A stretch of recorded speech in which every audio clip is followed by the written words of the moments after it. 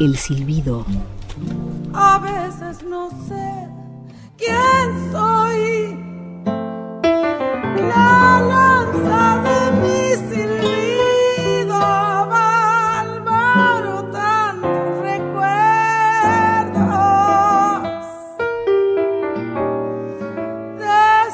desenredando los caminos, mientras mi risa cae al abismo.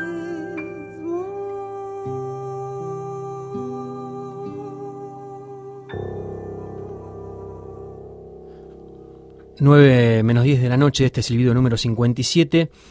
Iba a decir que ella es sanpedrina, pero eso sería decir un detalle, porque no es de acá ni de allá. Es una mujer del camino, anda por el mundo, con solo 2 trenzas y una risa, pero ofreciendo cada trenza y cada risa a quien la quiera.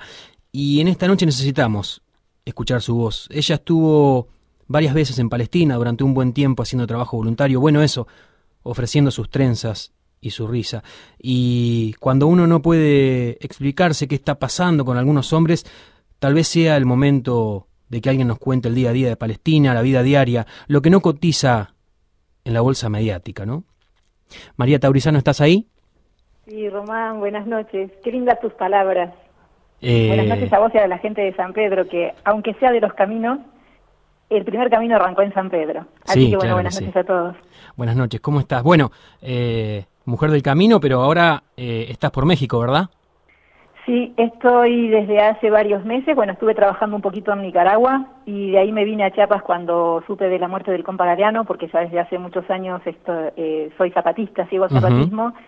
Y estoy, bueno, prácticamente viviendo en las comunidades, yendo todo el tiempo sobre todo a la comunidad de la realidad, bueno, y acompañando en lo que se puede acá, donde también se están viviendo serios conflictos con las comunidades zapatistas y, bueno, agresores, ¿no?, que tampoco salen en los medios. Bien. Y también con ganas de estar en Palestina al mismo tiempo, ¿no?, porque es como la urgencia que lo llama uno cuando tiene este corazón así apasionado. Tengo parte de mi familia del corazón en Palestina. Vivo todos estos días con una enorme preocupación, como, bueno, buena parte de la gente del mundo, y con muchas ganas de poder estar allá, pero bueno, en este momento estoy acá y no puedo ir para allá. Dan ganas de cruzar el Gran Charco, ¿no? Claro que sí. ¿Cuándo decidiste ir por primera vez a Palestina? ¿Cómo fue eso? Contame un poco. La primera vez fue cuando ocurrió la operación Plomo Fundido, sobre la Franja de Gaza también. Eso fue entre el año 2008 y 2009. Yo estaba viajando con mis hijos en un viaje que arrancó siendo netamente turístico y después terminó siendo un viaje prácticamente de activismo para los tres, porque bueno, estábamos cruzando de Egipto a Jordania por el Golfo de Aqaba, y en ese momento Israel estaba bombardeando con fósforo blanco la Franja de Gaza, y entonces nosotros veíamos sobre la superficie de la tierra las luces de la ciudad de Eilat, sobre territorio usurpado a los territorios palestinos, y un poco más allá esas bombas que caían como si fueran fuegos artificiales, y al mismo tiempo me acuerdo que llegamos al puerto porque llegamos en barco, tomamos un taxi. El taxista era palestino porque la mayor parte de los habitantes de Jordania son refugiados palestinos, y se detuvo un momento y nuestra sensación de impotencia, de urgencia y de dolor y de querer estirar los brazos para poder hacer algo por esa gente. Sí, claro. Entonces, desde ese momento, se nos creó la necesidad a los tres, empezamos a abrir blogs y a traducir noticias del inglés al español para tratar de llegar a más gente y enterar a más gente de lo que estaba sucediendo. Y yo volví a México y decidí irme a Palestina. Uh-huh. Yo sé que no se pueden enumerar los casos de violencia y abuso, pero danos una pintura de lo que padecen día a día los palestinos, la embestida del Estado genocida de Israel sobre el pueblo de Palestina. ¿Cómo es ese día a día? Mira, vos justamente mencionabas que es el programa número 57. Exacto. Felicidades por eso. Bien. Eso me hizo acordar que hace unos días, yo tratando de transmitir un poco a la gente cómo es el día a día de los palestinos, abrí mi diario que llevo en la computadora, ¿no? Cuando escribo día a día por ahí un email a alguien, tratando de encontrar lo que le contaba día a día a mis amigos a través del mail, y fui avanzando del día 1 hasta el día 57 justamente. Y cada uno de esos días, desde el primer día que yo llegué a Palestina, hubo un hecho de agresión. El primer día cuando desembarqué en Beit Omar, que es una ciudad palestina que se encuentra entre Hebrón y Belén, no terminé de acomodar mi mochila ni me terminaron de mostrar el cuarto porque sonó un teléfono y el coordinador que me recibió en ese momento, yo llegué sola, me dijo, tenemos que salir, están talando los olivos de una familia. En ese mismo momento me entregó la llave de un auto con patente israelí, que él por ser palestino no puede conducir, pero que es de su esposa, que es ciudadana de Israel y que en ese momento no estaba. Y salimos a una carretera, llegamos a un lugar donde había una familia y estaban las fuerzas de ocupación talando el monte de un monte de olivos de varios años en plena producción, y no solo eso, sino rompiendo además el tendido de irrigación de agua para ese monte. Así, ese fue el día 1, pero a partir de ahí, día 2, día 3, día 4, etcétera, lo terminé en el día 57, el otro día del diario, porque ya superó hasta mi propio recuerdo lo vivido. O sea, un día pasa eso, al día siguiente a la noche, 250 colonos invadieron la ciudad en 3 colectivos, arremetieron contra las casas a piedrazos y a balazos, al día siguiente destruyeron un vivero que estaba sobre la carretera, al día siguiente tiraron el drenaje de los baños en los huertos de las familias palestinas que vivían en ese lugar. Después yo me mudé de organización y de ciudad, me fui a Tubás y al Valle del Jordán. Ahí los tanques invadieron los campos agrícolas y aplastaron con los tanques las plantaciones de humus, incendiaron los olivos. En el checkpoint de Hamra, que yo tenía que cruzar todos los días para ir de la ciudad de Tubás al Valle del Jordán, en el campo donde trabajaba en una escuela de beduinos, asesinaron a un chico de 15 años porque llevaba una botella de Coca-Cola y el soldado del checkpoint le dijo que la deje. El chico, uno nunca sabe si lo que dicen los soldados es un capricho o una broma o, bueno, el capricho del día. Sí. El chico se rió como diciendo es mi Coca-Cola y le dispararon por la espalda y lo asesinaron. Antes de eso también en Beit Omar asesinaron a un campesino, al hijo de un campesino que estaba cosechando las viñas con su familia. O sea, son hechos cotidianos muy graves, de mucho dolor, que destruyen familias, que destruyen vidas y que por ahí no salen a los medios porque no pasa como en este momento, que bueno, ahora ya hay más de 3.700 heridos en Gaza, hay casi 600 muertos, han destruido las clínicas, ya no se puede operar. Me resulta muy difícil hablar de todo esto porque realmente... No, y es como hablábamos antes del aire, María, ¿no? Que los medios de alguna manera se hacen eco de estas cosas cuando ya la situación es inabarcable y ya los muertos se amontonan de a miles y ahí llegan recién los medios, ¿no? Bueno, estaba leyendo algunos textos de alguna manera durante esta semana que tenían que ver con esto y don Eduardo Galeano dice, como si tanta mentira no alcanzara, ahí están los grandes medios de comunicación dispuestos a inventar enemigos imaginarios, ¿no? Porque también, si hay mucha solidaridad de este lado, ¿no? También uno se encuentra con las grandes cadenas que operan a favor del Estado israelí, ¿no es cierto? Y que son los grandes medios, y que creo que es lo más difícil de combatir, pero que tenemos que hacerlo y por eso tenemos que hacerlo nosotros, y por eso gracias a vos y gracias a la gente que difunde este tema y que trata de hacer algo, porque los grandes medios no lo van a hacer. Siempre reitero que está en nuestras manos y que todos podemos hacerlo, todos podemos denunciar lo que está pasando y que pasa todos los días. Si bien como decimos, bueno, sí, ahora se da a conocer por este hecho sangriento y terrible, que además se inicia con una circunstancia que ni siquiera está clara, porque hay 3 jóvenes ciudadanos de Israel, 3 jóvenes judíos que viven en un asentamiento, que son secuestrados, que aparecen asesinados, y entonces empieza todo este castigo colectivo para la población palestina, no solamente en Gaza, que es lo que mayormente estamos viendo, sino también en Cisjordania, donde yo tengo esa parte de mi familia del corazón y donde las ciudades son invadidas durante la noche y la gente es secuestrada por las fuerzas de ocupación y bueno, se está sufriendo eso también, ¿no? Que pasó lo mismo mientras yo estaba allá en abril del 2011. También apareció una familia asesinada, no sé si recuerdan el hecho. Sí, tal cual. Una familia que también vivía en un asentamiento, los asentamientos son colonias ilegales de Israel. Sí. Esta era una familia de 5 integrantes, todos aparecieron apuñalados. Inmediatamente se acusó a palestinos de ese crimen atroz y se empezó a invadir las ciudades que estaban más cerca del asentamiento, sobre todo la ciudad de Aguarta. La población de Aguarta fue invadida durante más de 2 meses, la gente sacada de sus casas en plena noche, todo lo de adentro de las casas dado vuelta y destruido, se llevaban a todos los hombres, a los jóvenes, incluso chicas jóvenes, Y nosotros cuando fuimos con 3 voluntarios a visitar a Huarta, la gente tenía un pánico tal que yo nunca había visto en mi vida, que se agarraban de nuestros brazos y nos decían, por favor, no se vayan, no nos dejen, claro, porque nos van a matar a todos. Exactamente, se van de alguna manera los de afuera y es así, no quedan como desprotegidos. Pero aparte de este hecho que te estoy contando, poco tiempo después se supo que el asesino era un sirviente tailandés de la familia. Exacto. Pero mientras tanto, Netanyahu ordenó la construcción de 2.500 viviendas ilegales más, se hizo este castigo colectivo, se destruyeron viviendas, la gente quedó traumatizada y nunca más se dijo quién había sido el asesino. No, y además tienen el eufemismo y la ridiculez de llamarlo daños colaterales, ¿no? Uh-huh. Sí. 2 palabritas que venimos escuchando en estos días que de alguna manera buscan alguna justificación enferma de todo lo que está pasando. Es que es una sociedad que yo, no sé si por tantos años de que están viviendo de esta manera, está completamente enferma. Es increíble, inconcebible y, no sé, casi imposible de imaginar que ahí donde te decía que cruzábamos con el taxi hay unas colinas y los israelíes que viven en esos territorios suben a la colina como si subieran al cine con una silla para ver cómo bombardean Gaza. No, O sea, es terrible que haya llegado a ese estado de conciencia donde, ¿en qué estamos pensando? ¿Cómo está la humanidad?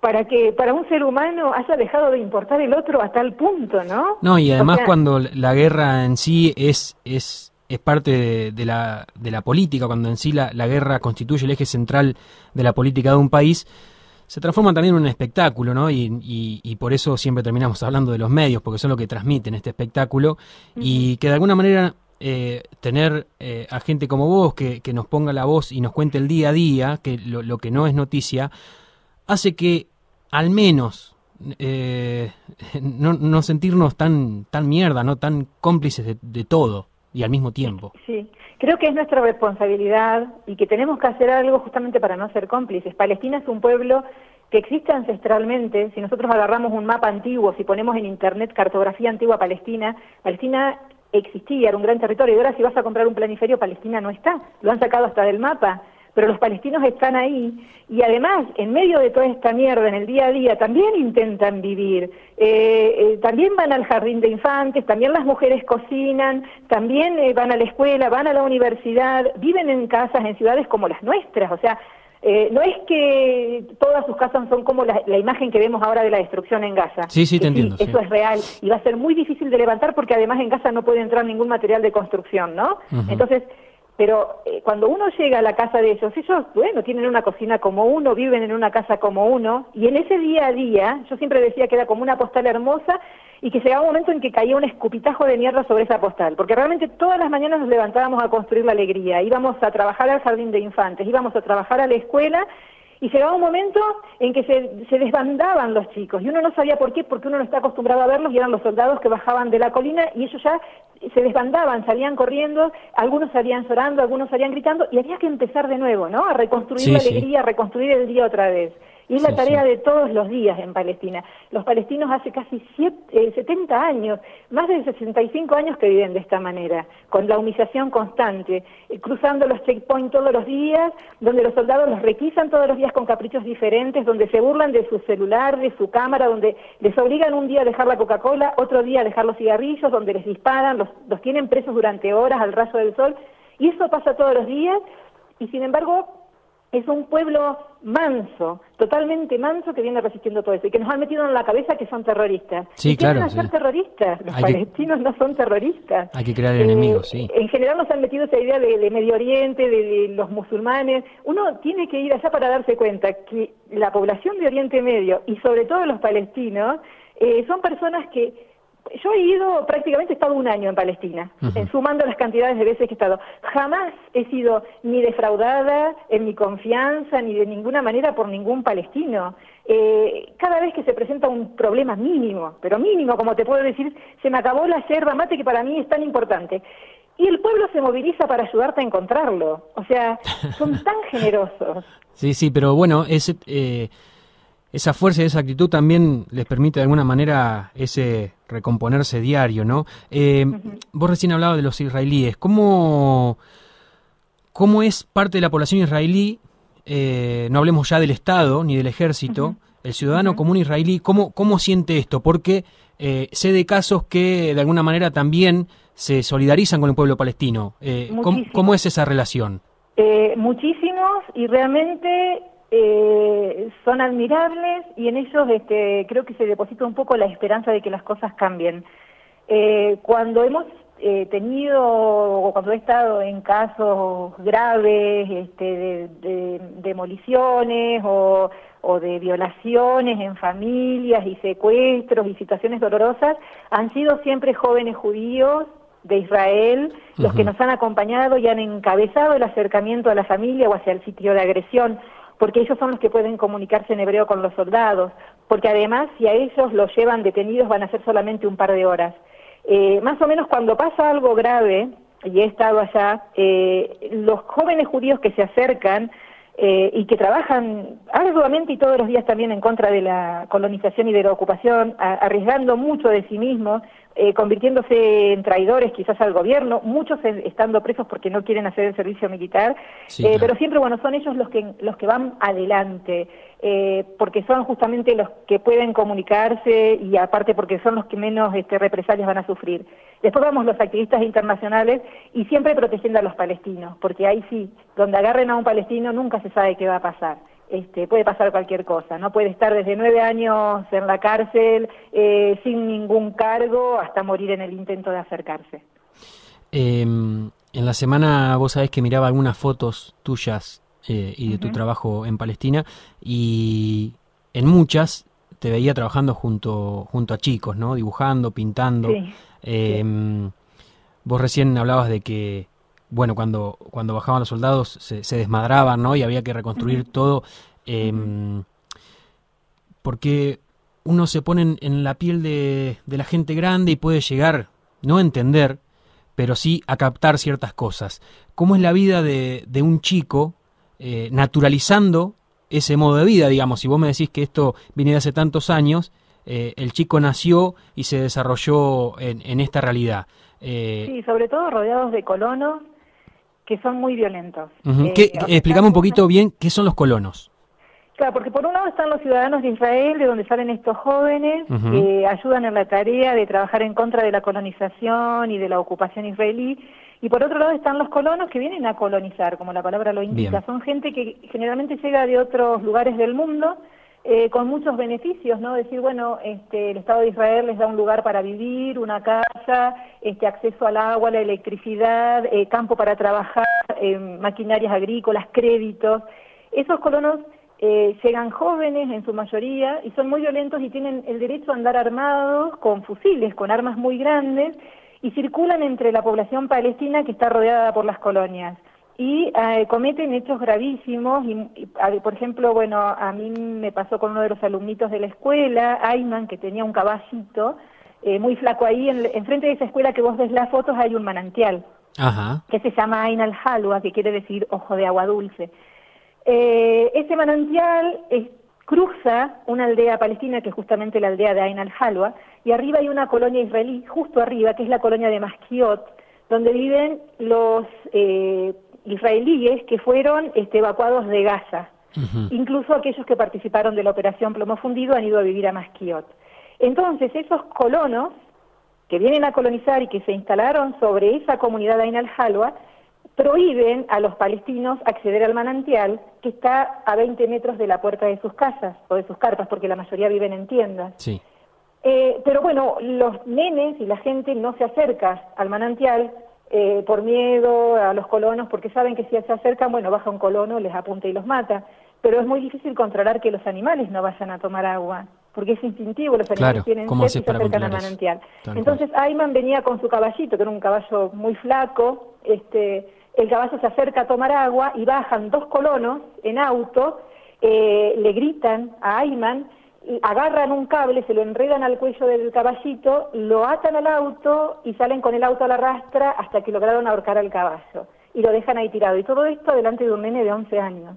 Así que bueno, imagínate qué pasa, ¿no? Por ese nene, ¿no? Que sí, la crudeza del día a día, y si hacen eso con con sus padres, sus tíos, sus madres, sus abuelas, ¿cómo no lo van a hacer con un animal?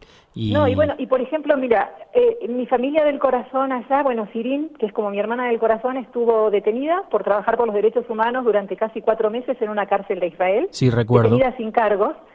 Fue liberada al cabo de 4 meses y y al cabo de 2 o 3 noches entran a la casa de su hermano que vive arriba de su casa, que tiene una esposa, 3 hijos, y la esposa está embarazada. Y sacan al hermano de Sirin delante de los nenes que se despiertan cuando entran las fuerzas de ocupación, invaden una ciudad que además es una ciudad de la zona A, según los acuerdos de Oslo, o sea que está bajo la autoridad palestina. Sí. Es ilegal que los soldados entren a esa ciudad, es ilegal que rodeen la manzana, es ilegal que violen una casa, es ilegal que lo hagan en cualquier parte, pero entran ahí, arrastran a Walid, al hermano de Sirin, por las escaleras adelante de los hijos que ven lo que le están haciendo a su papá, lo suben a un jeep militar, lo golpean, le quiebran un brazo, le bajan los dientes y después lo tiraron en una ruta. Entonces imagínate cómo crecen esos nenes, ¿no? Sí. Nenes que podés ver en mis fotos tomando mates conmigo. Sí, pintando con sus fibras y, ¿no? Exactamente, o sea que son nenes como los nuestros, ¿no? O sea que no son extraños ni son de otro planeta. Sí. Son como nosotros, no son tan raros, o sea, esto está pasando a gente de verdad. Es algo que yo trato de insistir mucho, ¿no? Últimamente, para que la gente tome conciencia de que no están tan lejos, si bien geográficamente están lejos, no están tan lejos de nosotros. No, tal vez las culturas nos resulten lejanas, las realidades, pero somos pueblos, ¿no? Sí, pero y tampoco ni tanto, porque cuando empezás a intimar con ellos, al final encontrás un montón de cosas en común. Claro que sí. Como nos pasa con todos. Y el pecado es que están pisando mucho suelo rico, ¿no? Y entonces a veces el mundo y las guerras hacen con ellos lo que están haciendo ahora. Qué bueno que estuvo escuchar un poco tu voz, María, tus palabras, porque el ciudadano de a pie a veces entiende a la realidad internacional como algo que le pasa por el costado. Tal vez es por televisión, pero claro, tal cual. Tal vez la película. Se vuelve sensible cuando el morbo te muestra una foto para hacer un poco de callo en el pecho. Pero como este programa también busca estas historias diarias, las que se cuentan tomando un mate o comiendo quesadilla, como vos ahora en México. Sí. Mostrando también que la historia la podemos contar todos y que la hacemos todos los días y sin darnos cuenta. Para nosotros es hermoso que nos haya contado un poco este día a día en Palestina. Bueno, gracias. Para mí haber estado en Palestina es una de las experiencias más ricas que me ha sucedido y es uno de los pueblos al que me siento más atada de los que han dado. Pero bueno, yo de momento no puedo regresar porque después de haber estado ya 3 veces estoy vedada por la autoridad israelí y para llegar a Palestina hay que pasar por las fronteras israelíes que controlan todo. Sí, tal cual. Entonces, bueno, espero poder regresar porque realmente me es muy entrañable, lo siento muy adentro mío y realmente me gustaría mucho poder volver. Pero bueno, si yo no puedo, igual espero que esto sirva para que otra gente vaya. Creo que la gente que se anime a ir a trabajar a Palestina con los palestinos, no se va a arrepentir nunca en su vida, sino que lo va a agradecer eternamente, ¿no? Haber estado, porque realmente es un pueblo que yo siempre digo, da lo que no tiene, pero no como una frase hecha, o sea, llegar a una casa que acaba de ser demolida, que acaba de, cuando llega una topadora israelí la demuele y además vuelca todo el contenido de la casa en la fosa séptica para que la gente que vivía en esa casa no lo pueda recuperar, porque tienen un morbo y una maldad así increíble, ¿no? Y vos llegás ahí y el padre de familia busca entre los escombros para invitarte un té. Y en esas situaciones, para mí, lo más difícil era siempre no llorar, porque uno tenía que llevar la fortaleza, ¿no? A ver, ¿cómo vamos a reconstruir? Lo que tratamos de hacer con el grupo con el que estoy, que es una campaña, es de crear las condiciones para que la gente no se vaya. Ahí en el Valle del Jordán, cuando empecé a ir, había 320.000 habitantes, y la última vez que estuve había 54.000. Y esa asfixia es la que está provocando el Estado de Israel para que la gente deje sus tierras. Sí. ¿Te vas a quedar un tiempo más en México, María? Bueno, mira, yo tenía un avión para irme a trabajar a Ecuador. Se te fue el avión. El 1 de julio y lo dejé ir. O sea que ahora no sé. Estoy comprometida con el trabajo de la construcción de la autonomía de los zapatistas, que es un trabajo admirable también, que por ahí otro día a lo mejor da para que conversemos. Sí, claro que sí. Es muy interesante lo que se está haciendo. la construcción autónoma en miles de comunidades, porque los zapatistas no son una sola comunidad, sino que son miles. Y bueno, y estoy trabajando sobre todo en zonas de conflicto, donde se solicita la presencia de brigadistas y campamentos de paz para un poco apaciguar los ánimos entre los zapatistas y los contras, ¿no? Vos estás en la realidad, ¿no? ¿Vas a ir ahí? Sí, estoy yendo a la realidad casi todas las semanas. Ahí no tenemos internet, ni teléfono, ni luz, ni nada de eso, así que bueno, por ahí no voy a estar un poco desconectada. Pero sí, estoy yendo ahí, que es donde está en este momento la comandancia del EZLN, y bueno, donde fue también donde mataron al compañero Galeano, que era un profesor de la escuelita zapatista, un sargento del EZLN y una persona muy querida por la comunidad. Y todavía hay mucho dolor ahí por lo que ha sucedido, porque bueno, lo asesinaron personas de la comunidad, ¿no? Que pertenecen a una facción política opositora, contraria. Hubo muchos heridos, destruyeron la escuela y la clínica autónoma, y ahora se estuvo recaudando fondos y bueno, muy pronto se va a empezar a construir. Y justamente ahí también la semana que viene va a ser el Congreso Nacional Indígena y van a llegar representantes de todas las comunidades, y bueno, eso también va a ser muy interesante. Y mataron a Galeano y nacieron miles de comandantes insurgentes galeanos, ¿no? Fue espectacular y muy conmovedor, porque, bueno, yo estaba ahí en la realidad cuando empezaron a llegar los compañeros de otras comunidades. La realidad está como bajando una montaña, ¿no? Entonces, estaba parada ahí cerca del caracol de la realidad y veía bajar los camiones llenos de compañeros, ¿no? Y bajaban, y bajaban, y bajaban. Y fue una demostración así de que realmente cuántos galeanos hay, ¿no? Sí, claro que sí. Entraban al caracol y se apuntaban en la vigilancia y preguntaban cuántos vienen aquí. Bueno, 570, 430, 680, y venían así, ¿no? Bueno, impresionante el playón de ahí del templete del caracol lleno de compañeros, y también de compañeros de comunidades indígenas y también de gente que vino desde el Distrito Federal o desde San Cristóbal y que acompañó también ese momento, ¿no? Del homenaje al compa Galeano. El silbido y los informes de América Profunda se hicieron eco de eso y le pusieron la oreja desde allá también al silbido, ¿no es cierto? Y ahora, claro. Y ahora sí. Creo que también nos están escuchando, inclusive desde la realidad, porque a veces el internet funciona. Muy bien, así que... A veces funciona, espero que si hoy funcionó a la tarde, quizás también están allá prendidos escuchándonos los compas. Vaya para todos los zapatistas un abrazo abrazador sureño de este pedazo de sur argentino. Muchas gracias, María, por ser una mujer americana y de todos, y por todos, como dicen por ahí por los pagos donde estás ahora. Cuando andes por acá, vos siempre venís en verano, así que seguramente cruzaremos algunos mates y algunas historias, ¿eh?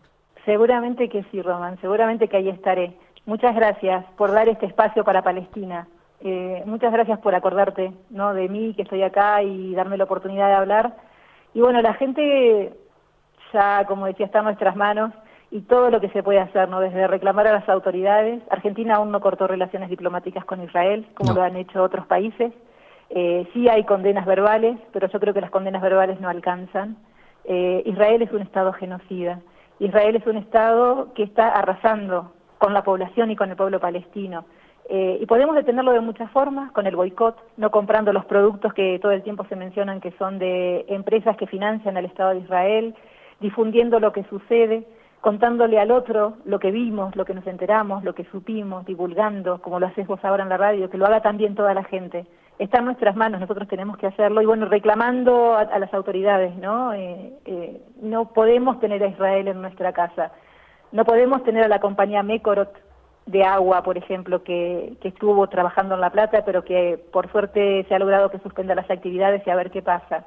Esas empresas son del Estado criminal de Israel y nosotros no podemos tenerlas en nuestra casa. Entre todos tenemos que hacerlo. Gracias, María, para la difusión. Contá con nosotros. Un abrazo grande, y muchas gracias a vos, a ustedes y a toda la gente de San Pedro. Los abrazo desde acá, desde este rinconcito de la casa de un compa acá en San Cristóbal de las Casas, que me dio la oportunidad de usar su teléfono para hablar con ustedes. Gracias a vos, y llega el abrazo también desde Argentina para todos ustedes. Así se iba la voz de María contando la historia del día a día en Palestina, de realidades diferentes, ¿no? De bombardeos, del miedo, y y de cosas que a pesar de todo no se rompen. Cosas que no se rompen como el silbido, que va hasta las 10. Hay casas que no se caen. Hay suelos que no resbalan. Hay desiertos que se aman porque se muestran las palmas.